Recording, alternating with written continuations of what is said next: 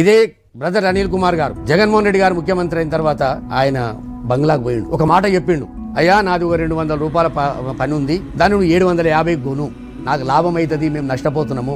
జగన్ గారు నిస్వార్థంగా ఒకటే మాట చెప్పిండు, నేను బుడ్డ పైసా ఇబ్బందికరమైన పరిస్థితి గవర్నమెంట్లో చెయ్యను, నువ్వు ఛాయ్ తాగుతావా కాఫీ తాగుతావా అని అడిగి పంపించేసిండు.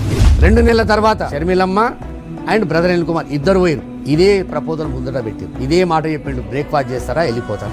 కొనుకు విజయమ్మను కూడా ఇన్వాల్వ్ చేసిండు, ససేమిరా అని చెప్పిండు.